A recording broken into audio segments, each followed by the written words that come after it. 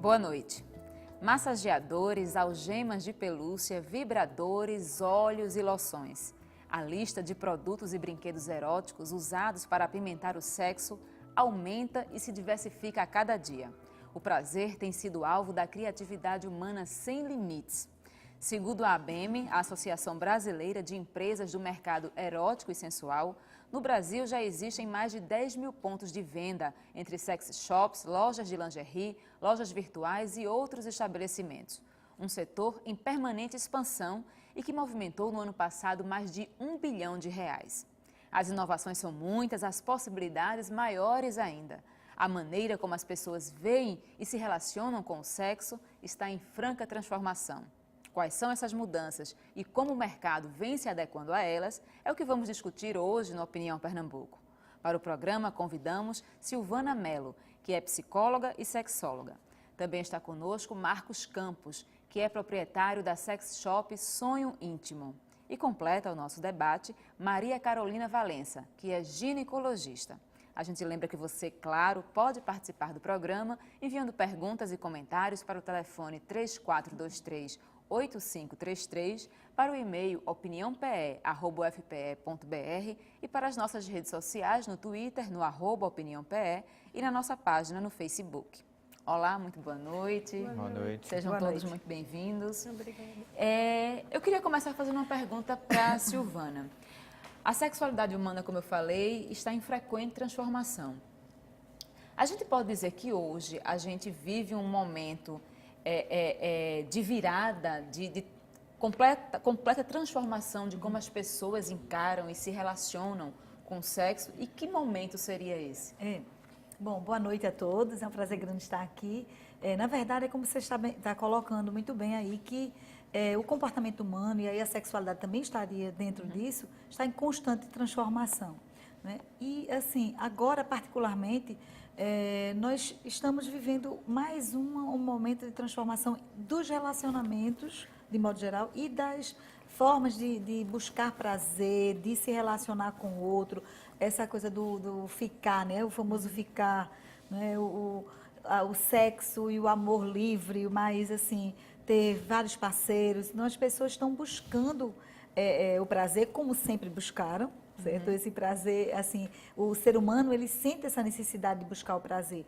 Mas, depois da revolução sexual, vamos dizer assim, ele sente mais a vontade em buscar esse prazer. No entanto, paralela a toda essa mudança, o que é que nós observamos? A mulher, enfim, ela sabe que tem o direito ao prazer, ela busca o prazer, ela toma iniciativa, assusta muito os homens com essa iniciativa que ela toma na cama e enfim, na vida mesmo afetiva, né? No entanto, eu ainda, por incrível que pareça, recebo clientes jovens ainda que com disfunções sexuais, como, por exemplo, a dificuldade de atingir o orgasmo. Outra dificuldade também muito comum, mas que muitas mulheres têm vergonha em falar, que é o vaginismo, né? E quando nós vamos conversar com essas clientes, a história dela, a história de vida delas, por trás o que é que tem? Uma educação repressora, uma educação sexual repressora. Então, assim, meninas jovens, até de 20 e poucos anos. E aí, por que acontece isso? Ela vive um conflito entre aquela educação que ela recebeu da mãe, dos pais, enfim, e começa a ter acesso a novas informações, muitas vezes com o namorado, com amigas. Então, racionalmente, ela compreende e entende o sexo como algo natural, que deve e pode ser vivido até mesmo antes do casamento, mas na hora da relação, algumas delas chegam naquele momento em que o que vem à tona é aquela proibição que recebeu da mãe. Olha, tem que casar virgem. E aí desenvolve, por exemplo, um vaginismo. Vamos falar mais disso depois, Certo. mas agora eu queria perguntar à Carolina, como é que isso se reflete no consultório médico? As mulheres estão se conhecendo mais, estão buscando resolver mais os problemas que elas têm, dificuldade de chegar ao orgasmo, o próprio vaginismo, como a doutora Silvana citou. Como é que você percebe essa mudança de comportamento no consultório? Eu percebo que elas antigamente, quando eu comecei a ginecologia, havia uma dificuldade de assumir a anorgasmia, né? O vaginismo é mais fácil até da gente perceber. Elas dizem que tem dor à penetração, mas até nós, quando vamos fazer o exame especular, né, na paciente, introduzir o espéculo, ela tem contração até ao exame. Né? Então, isso é uma coisa que fica traumática, porque elas acham na cabeça dela que isso pode transparecer ao parceiro, que é porque elas não querem ter, ou com a repulsa do parceiro, algo do tipo. Mas, na maioria das vezes, não é. Se você for para a investigação psicológica da formação disso, cai muito bem no que acabou de ser explicado aqui por um especialista, né, uma sexóloga. Então, realmente, a maioria desses entraves sexuais, você consegue resolver com uma boa conversa e ensinar. Você tem que ensinar a paciente como médico, como médica, seja ginecologista ou até um clínico geral, caso haja a queixa da paciente, primeiro a anatomia da paciente, onde é seu ponto de prazer, o que é que deve ser estimulado, né? Onde você tem seu ponto de erotização, é na mama, é no clitóris, é na penetração, isso varia de mulher para mulher, então ela tem que conhecer a anatomia dela, para ver onde é que, estimulando, ela tem a busca desse orgasmo, desse prazer.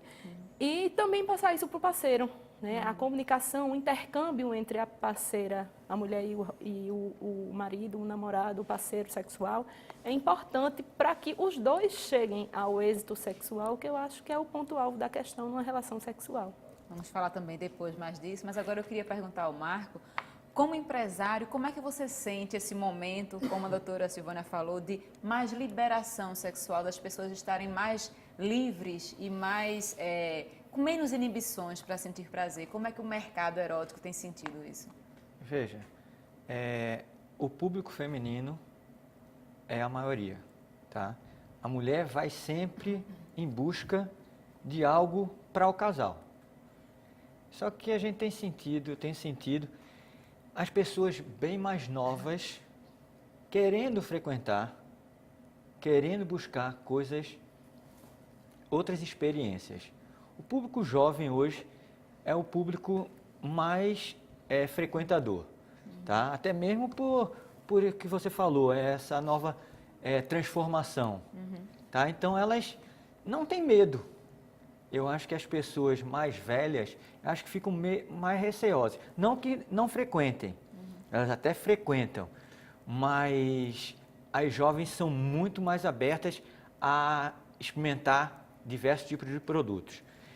E no que a doutora estava falando, os produtos são muito mais voltados para as mulheres. Eu acho que, sei lá, a gente deve ter uns 300 itens. A maioria dos nossos itens, principalmente os cosméticos, eles estão muito mais voltados para a mulher. E são elas as maiores frequentadoras? Hoje, 65% do público que frequenta a loja é feminino. Doutora, Interessante, explicação né? para isso? Pois é. É super interessante. Apesar da repressão sexual ter sido sempre muito mais em cima da mulher, mas você veja que a necessidade de falar sobre o assunto, a necessidade de sentir o prazer, de ser compreendida pelo parceiro é muito grande. E de buscar até mesmo, tomar iniciativa de, por exemplo, um tratamento, não é? Até psicológico mesmo, as mulheres. Hoje em dia os homens estão procurando mais, assim, a nível de terapia, de psicoterapia, não é? Mas, enfim, as mulheres ainda buscam mais. Ela também culturalmente aprendeu aqui sentir que é importantíssimo a questão do prazer das preliminares, né? E aí acho interessante que é um paradigma que foi criado muito e nós ouvimos até mesmo, às vezes até mesmo dentro do meio de sexólogos, assim, olha, porque a mulher precisa das carícias para sentir prazer, não é? Mas, poxa vida, sim, precisa. O que é que você está focando, então, quando você fala que ela precisa? É a obtenção do orgasmo, não é? Em relação ao homem, a ereção, mas será que o único prazer que se pode obter dentro de uma relação sexual é a penetração? É apenas o orgasmo? Lógico, é o ápice. Mas dentro dessa visão, por que não o homem também se permitir descobrir outros prazeres além da penetração, outras formas de sentir prazer e outros locais do corpo que não seja apenas o pênis. Né? Então, assim, é algo que é importante ver, analisar aí e repensar, e o homem se permitir experimentar esses outros prazeres. Então, assim, as mulheres, elas sempre estão buscando, sabe, muito mais o prazer. Então, acredito que seja reflexo, né, dessa busca incessante que faz com que as mulheres busquem. Além do mais, tem outra questão aí. O homem, ele também aprendeu a ser, sabe, a ter que ser. Ele se cobra, ele é cobrado pela sociedade e se cobra também ser aquele macho, o garanhão, o viril. Então, poxa vida, se eu vou buscar no sex shop alguma coisa a mais, por exemplo, um vibrador, um gelzinho, então assim, poxa vida, então eu vou estar ali assinando embaixo a minha incompetência, entre aspas, né? Então assim, ele se inibe, poxa, como é que eu vou lá buscar isso para dar prazer à minha mulher, à minha companheira? Então eu não sou suficientemente bom para dar prazer à minha mulher. Então assim, existe isso que faz com que o homem assim, se iniba muito mais. No caso do homem não ia mais isso. Mas é o que acontece. Isso. Os homens, não todos, é claro, mas quando eles chegam, eles dizem, eu não preciso de nada disso. Quando eles vão, um casal assim, que não é conversado antes, que eu acho que o casal, acho que para ir no sex shop, ele devia conversar antes. Primeiro, ele já, não, eu não preciso de nada disso. Ele tem uma barreira, porque ele não conhece. Quando ele passa a conhecer os produtos, aí fica, pô, realmente, principalmente a parte dos cosméticos, que é o mais, o inicial de todos. Eu queria só fazer uma pergunta para... Antes de você fazer a pergunta, deixa eu concluir para não quebrar o raciocínio dela. Isso tudo que ela falou, a questão de preliminares, a questão do erotismo, do conquistar, como disse, até um animal, né? Ele passa ao redor da sua fêmea fazendo o acasalamento, né? O jogo de conquista, né? O jogo de conquista, exatamente. E isso tudo é importante até para a mulher conseguir retribuir o estímulo que ele está tendo para ele. Entendeu? Converter aquele estímulo que ele está fazendo nela para ele, porque com isso vai estimular o aumento da lubrificação, com isso melhora a penetração e fisiologicamente é o que tem que ser feito. Porque uma penetração sem lubrificação adequada é horrível. É doloroso, pode rachar, entendeu? Pode sangrar, dependendo se for uma mulher mais idosa, sem um preparo estrogênico local adequado. Então, pode acontecer, pode. Então, isso faz parte da fisiologia do sexo. Marco, queria fazer uma pergunta? Sim, eu queria, quando ela tocou no outro assunto, as pacientes, elas comentam, você falou na parte de brinquedos, de gel, elas comentam o que tipo de coisa usam? Olha, eu faço particularmente patologia do trato genital inferior. Certo. Então, eu pego muito, como a gente conversou informalmente antes, às vezes, pedaço de camisinha que estourou, pedaço de bolinha de gel, secreção azul, eu já peguei, secreção verde. Então, tudo isso faz parte do que elas usaram, que muitas vezes elas não dizem, ainda existe o tabu. Né? Talvez muita coisa ela procura até no paralelo uma sexóloga, mas depois é que venha para o ginecologista.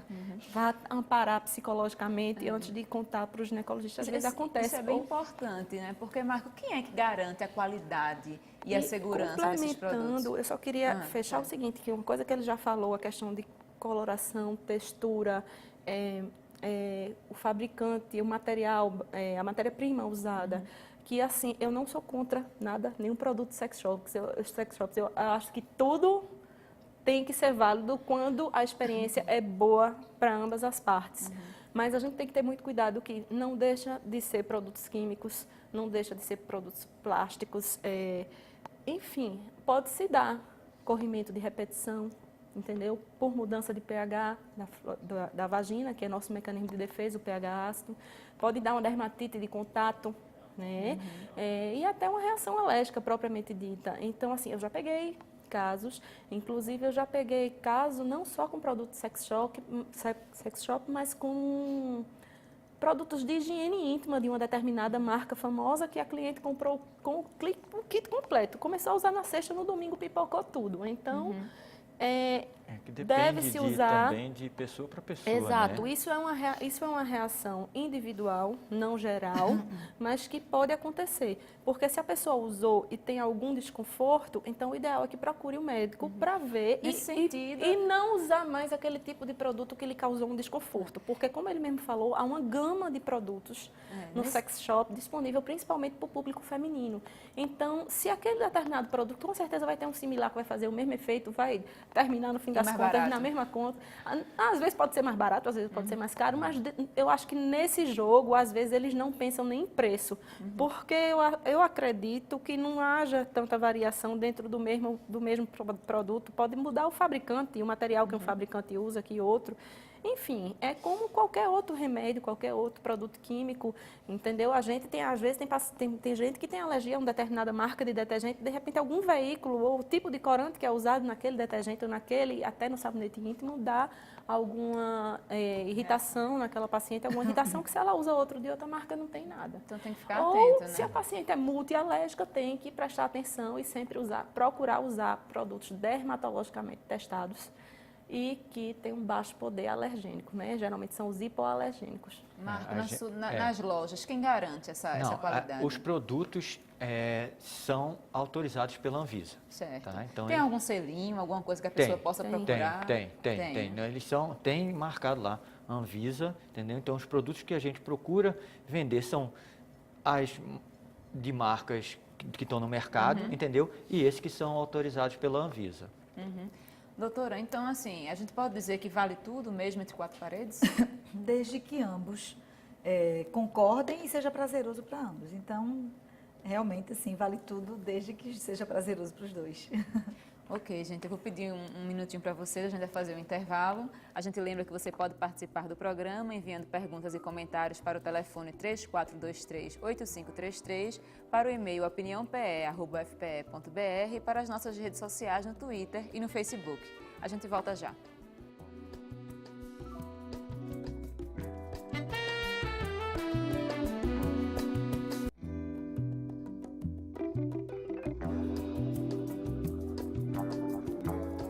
O Opinião Pernambuco está de volta. Hoje discutimos os novos hábitos sexuais e o mercado erótico. Para o programa, convidamos Silvana Mello, que é psicóloga e sexóloga. Também está conosco Marco Campos, que é proprietário da sex shop Sonho Íntimo. E completa o nosso debate Maria Carolina Valença, que é ginecologista. A gente lembra que você pode participar do programa enviando perguntas, comentários e sugestões para o e-mail opiniãope@fpe.br e para as nossas redes sociais. Bom, a gente assistiu recentemente um estrondo, um sucesso do livro e do filme 50 Tons de Cinza, em que acho que a história é uma menina que é ingênua, que é pobre e vira escrava sexual de um rapaz rico e um pouco mais velho.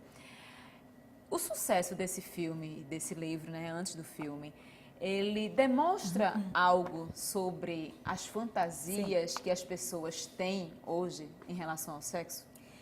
Com certeza. É muito comum, assim, pesquisas mostram até que uma das fantasias mais comuns entre as mulheres é exatamente ela estando num papel mais passivo, não é?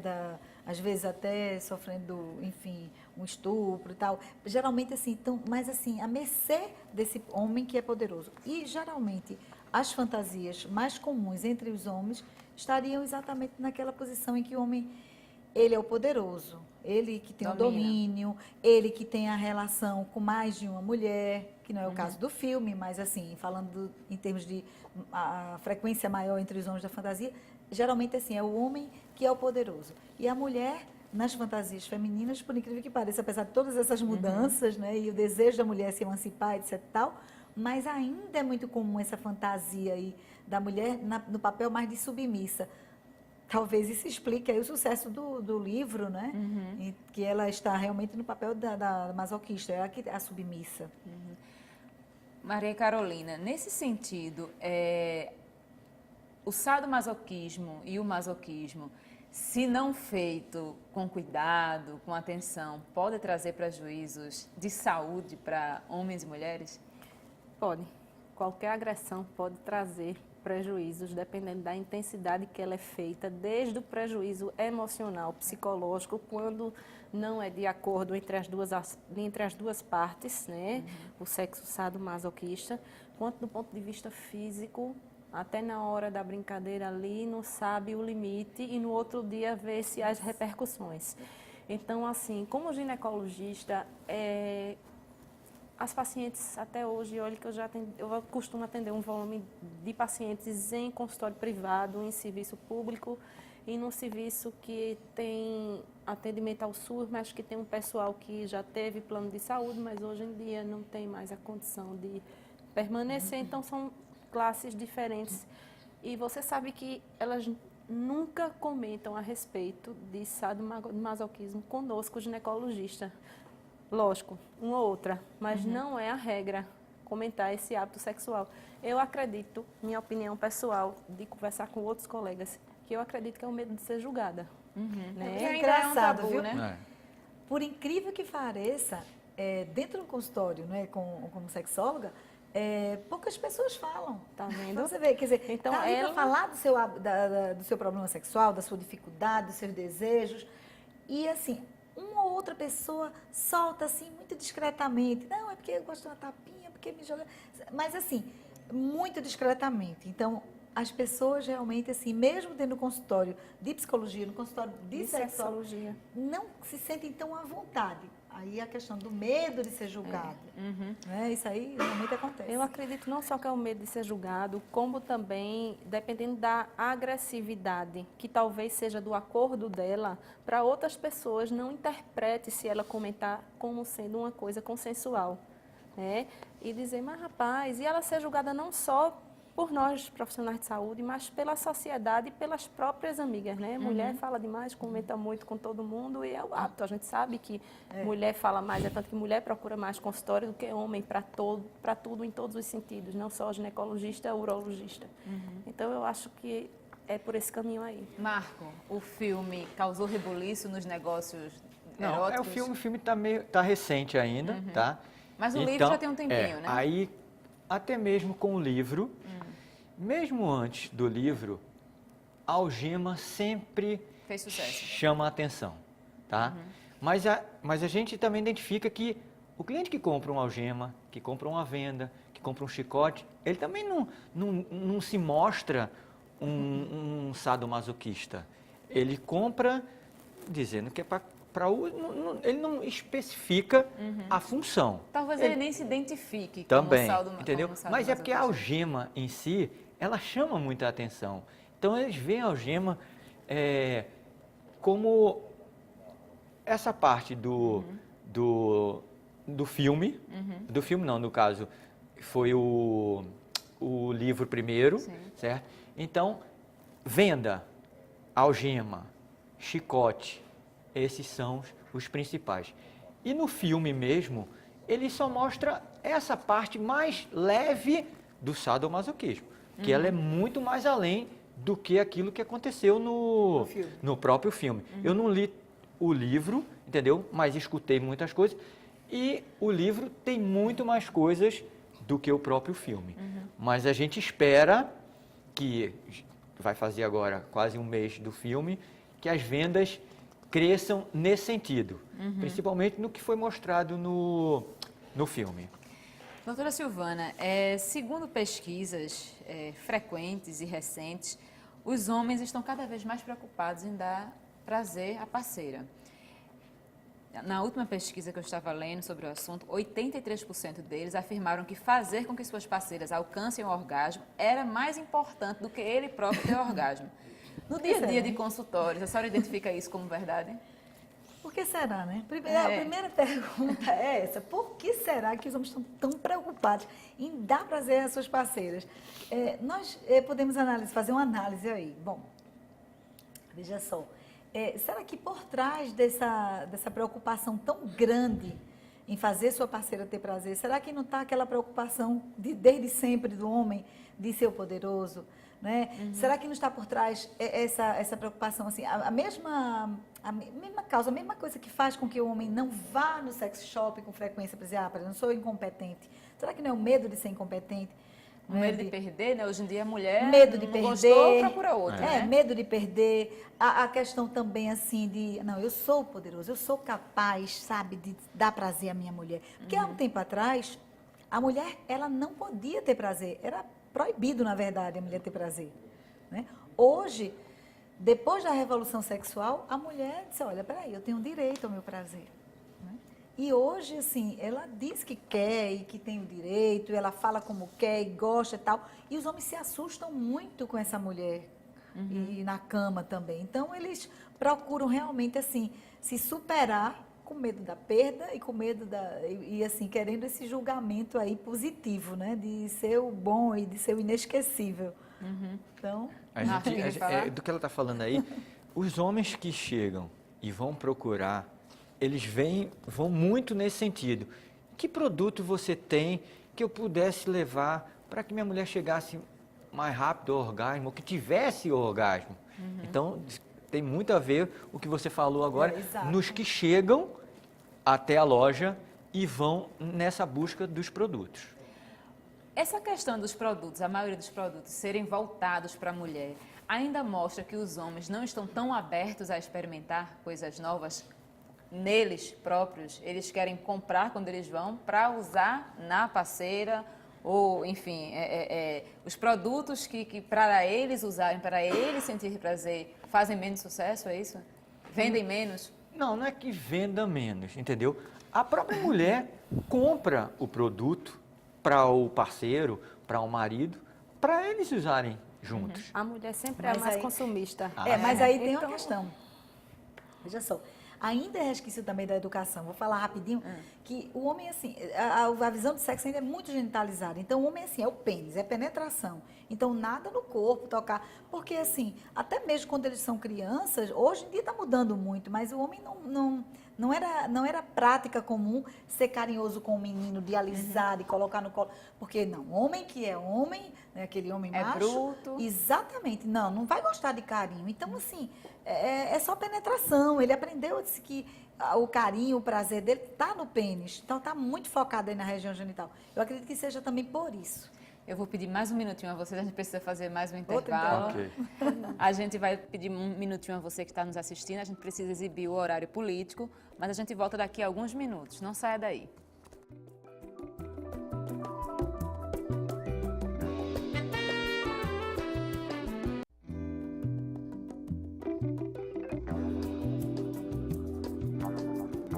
Estamos de volta com a Opinião Pernambuco. Hoje discutimos hábitos sexuais e mercado erótico. Bom, queria voltar fazendo uma pergunta para a Carolina. As pessoas se empolgam, vão no sex shop, compram vibrador, massageador, brinquedinho esse, brinquedinho aquele. E aí a gente vive numa época que se conhece o perigo das DSTs, da AIDS e outros problemas. A pessoa usa os brinquedos mas tem o cuidado de usar a camisinha. Pergunta: esses brinquedos podem ser veículos de transmissão de doenças? Que cuidado se deve ter quando você está usando essas coisas com uma pessoa que você, enfim, não é o seu parceiro, não é seu marido, você não conhece? Se deve ter alguns cuidados especiais com relação a isso? Veja só, primeiro, a maioria desses produtos, acredito eu, não sou vendedora, deve ser pelo menos descartável, de uso único ou esterilizável, limpado com álcool A70, caso seja um produto reutilizável. Eu acho que é uma higiene básica. Né? Importante ficar com a mesma pessoa, né? Não dá para emprestar para amiga. E de uso individual. Segundo, independente do que você use no sexo, do que lhe seja prazeroso durante o ato sexual, a camisinha sempre. Hoje a gente vive numa época que o HIV, que eu acho que todo mundo se preocupa mais com a camisinha em relação ao HIV, mas esquece da HPV, herpes, gonorreia, clamídia, donovanose, hepatite B, hepatite C e N outras doenças, que, além de uma gravidez, que numa relação sexual desprotegida a pessoa pode adquirir. Então, existem dois tipos de camisinha, a feminina e a masculina.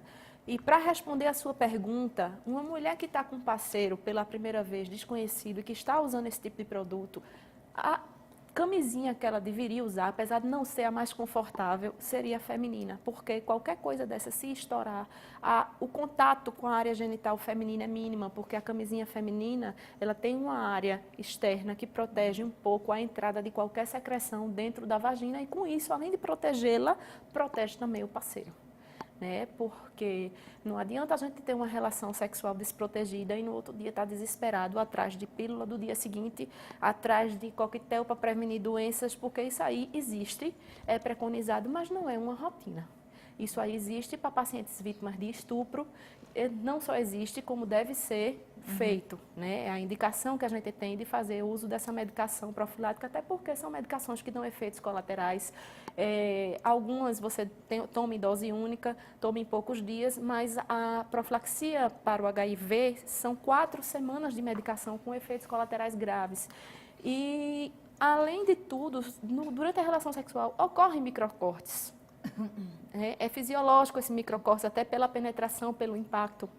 E são nesses microcortes que o sêmen pode penetrar, ou qualquer outra secreção, ou o contato com secreção do parceiro, encoste ali com o sêmen do parceiro, melhor explicando, encoste ali naquela região traumatizada e possa transmitir uma relação sexual.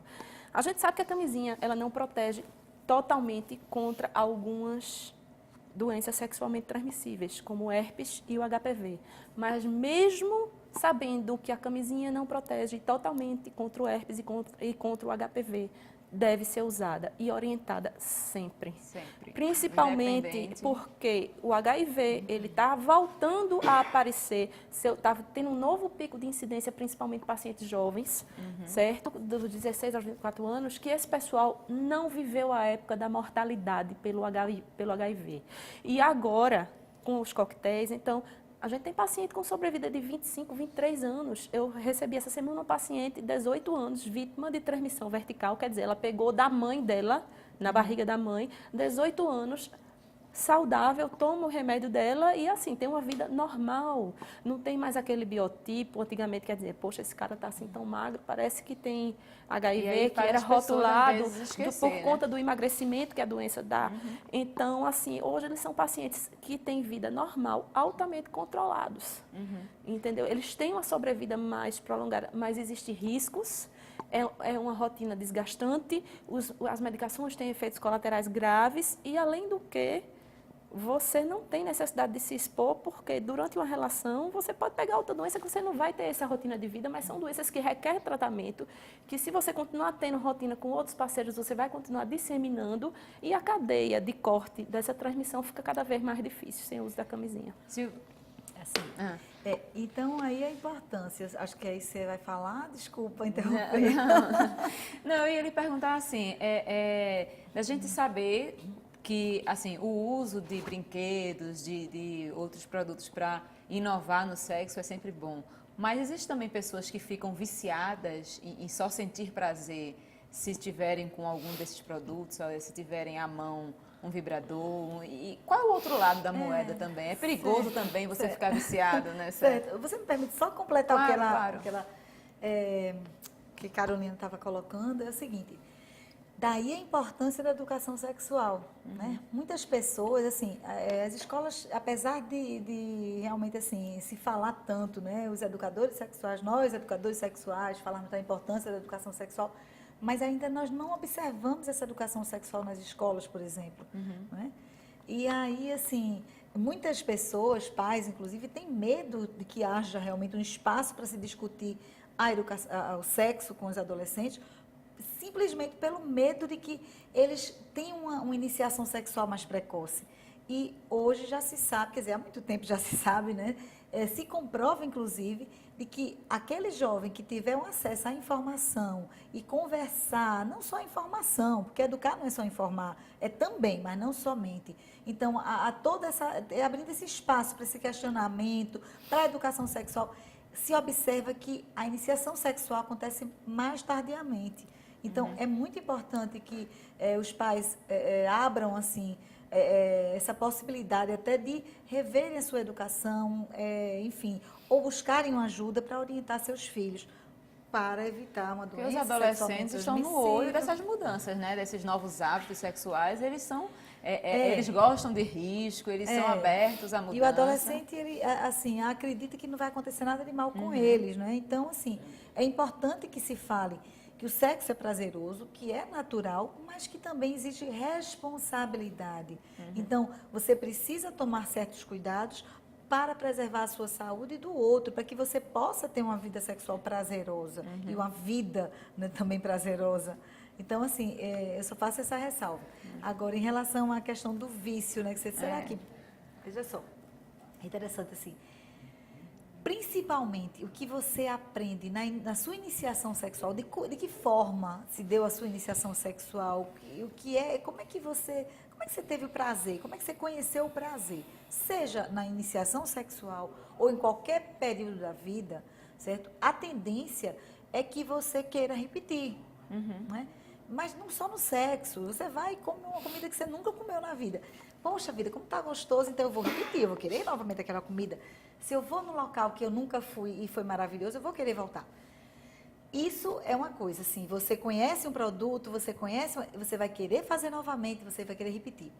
Não tem problema algum. O problema é quando você depende daquele objeto para sentir prazer, não é? Quando há essa exclusividade, essa dependência. Então, aí é que não é legal. Marcos, E aí, bom, se vai acontecer isso, depende da personalidade de cada um. Não significa necessariamente que vá Eu quero acontecer uma responder dependência. sobre os produtos. Eles, assim, os vibradores não são descartáveis, tá?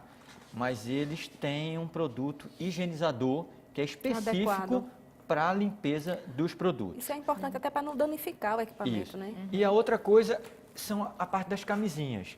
Hoje a gente tem uma infinidade de camisinhas. Eu tenho camisinha que brilha no escuro, eu tenho camisinha que esquenta, que esfria, super sensível.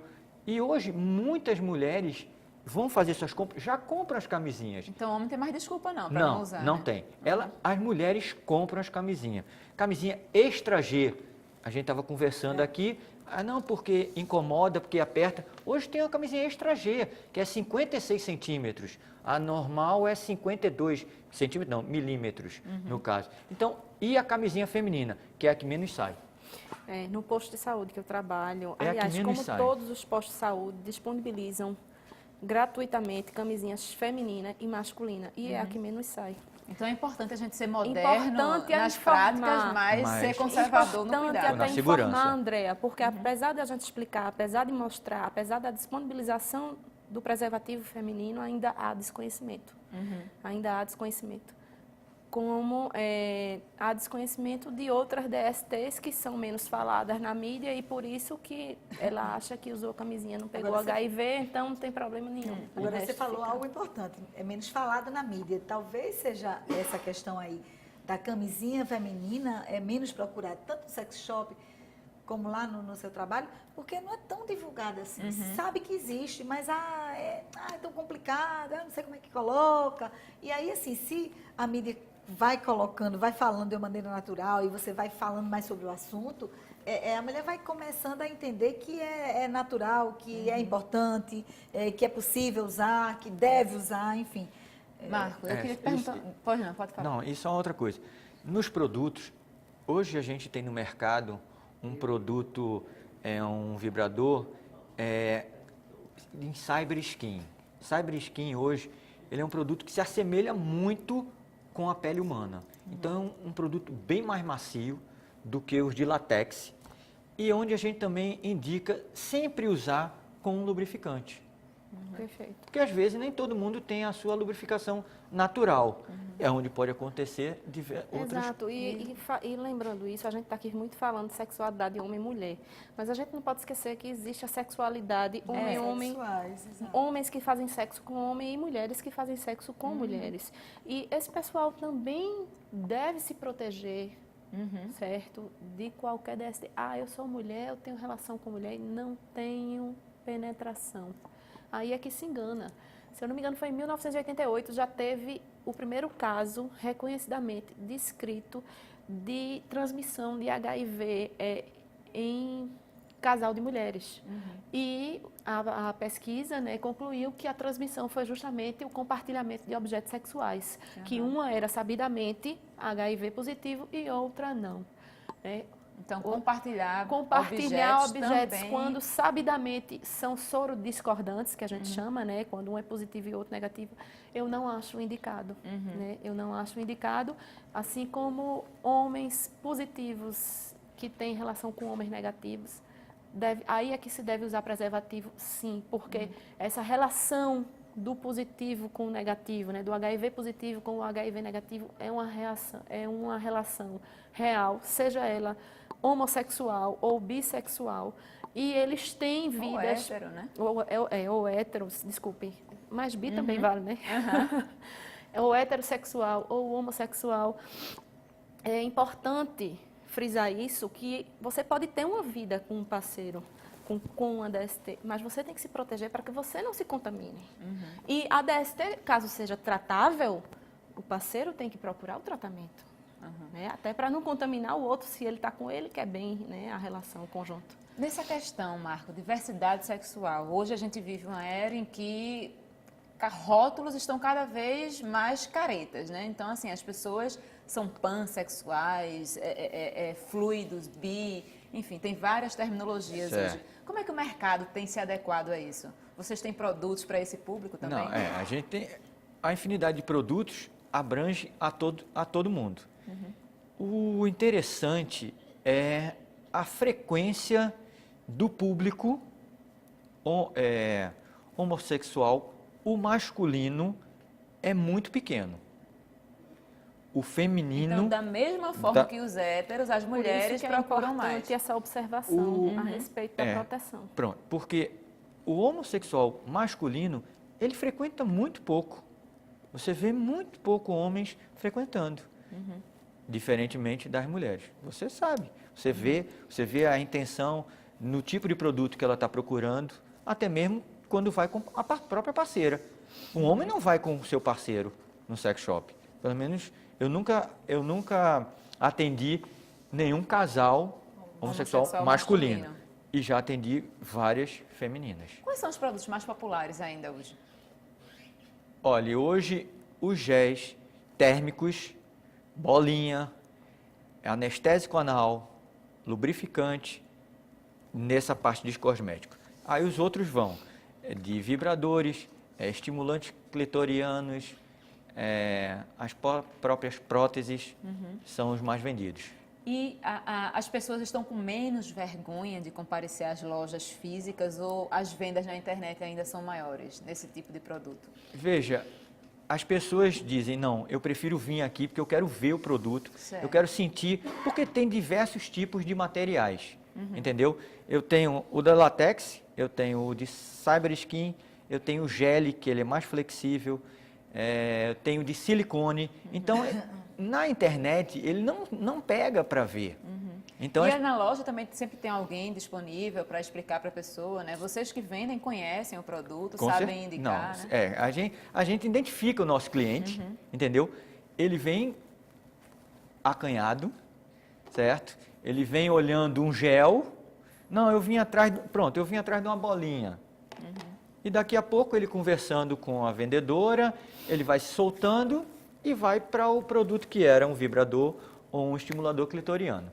Mas aí é isso, dentro da compra dele, ele vai se soltando e vai dizer, não, eu quero aquele dali. Silvana, dá para traçar um futuro para o sexo? Dá para saber aonde a gente vai chegar? Bom, veja só, eu espero, né, que realmente assim, você vê que mudar uma pessoa, um ser individual já leva muito tempo. E imagina uma cultura, né? Então, assim, realmente é algo que é meio que imprevisível. Eu acredito que, assim, a tendência, as pessoas sempre estão buscando mais o prazer, usando a criatividade, né? Eu espero realmente que chegue um momento em que haja uma conscientização tanto por parte do homem como da mulher, não só de se permitir, sentir o prazer, sabe, de uma maneira tranquila, que se permita sentir esse prazer sem culpa e sem medos, mas com responsabilidade, sempre é bom, né, frisar. Né? Eu espero que se chegue aí, mas eu não sei se vai chegar.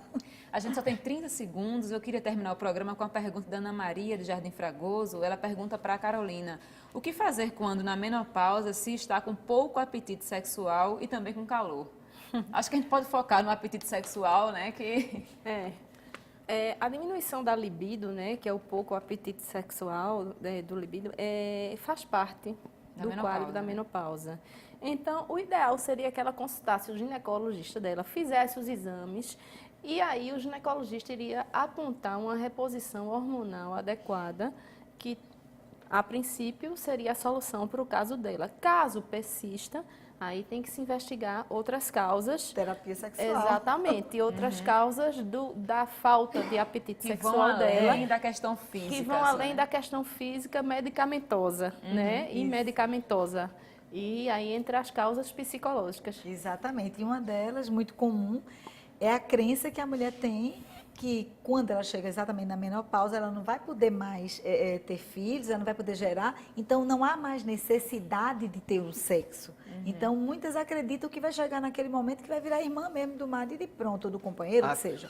Até produtos para esse tipo de situação a gente também tem.